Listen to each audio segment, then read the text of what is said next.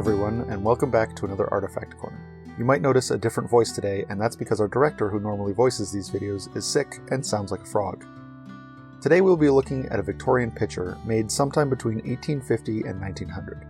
On the bottom of the pitcher it has a maker's mark that says Blue Meissen, and has LS and S and the number 27 on the bottom of it. Now, if the name Meissen sounds familiar, that's because they are one of the most famous porcelain manufacturers in the world. But our little pitcher is deceiving. This is not actually made by the Meissen company based in Germany. This was made by a British manufacturer based in England. Even by the 1850s, Meissen was a huge name in porcelain, and attaching that name to a product would absolutely add to the salability of the piece. Let's learn a bit more about Meissen and how they became the gold standard for the European porcelain. In the 17th century, Europeans were all enamored with Chinese porcelain and magical properties they believed the porcelain held.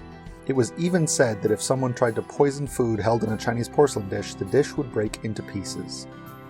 The first European porcelain was manufactured in Meissen in 1710, when by decree of King Augustus II the Strong, Meissen porcelain, or Meissen china, was the first European hard-paste porcelain. From the 1720s onward, Meissen's work was clearly infused by the Chinese and East Asian porcelain pieces. In 1720, Johann Gregor Herold became the director, and in 1723 he introduced beautiful overglazed colors that made Meissen porcelain famous, with an increasingly broad palette of colors that marked the beginning of the classic phase of Meissen porcelain. Throughout the 18th century, Meissen created some of the most iconic and exquisite Rococo designs in Europe.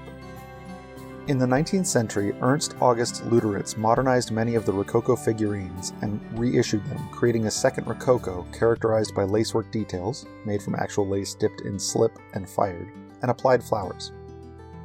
In 1903, old styles were revived and reinterpreted, and 18th century models restored.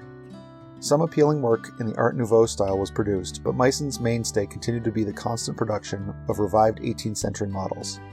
After World War II and under communist rule, the manufacturer that had always catered to the rich and wealthy had some difficulty finding its way. The danger was that Meissen would become a factory merely producing for the masses. It was not until 1969, when Karl Petermann became the director, that Meissen went back to the focus on its old tradition and was also allowed a freer artistic expression. The Meissen company still produces some of the most beautiful porcelain in the world today. Our pitcher is in quite good shape. There is some crazing in the glaze, but given that the piece is well over 100 years old, that is not surprising. The blue paint is quite vivid still, and the pattern is really lovely.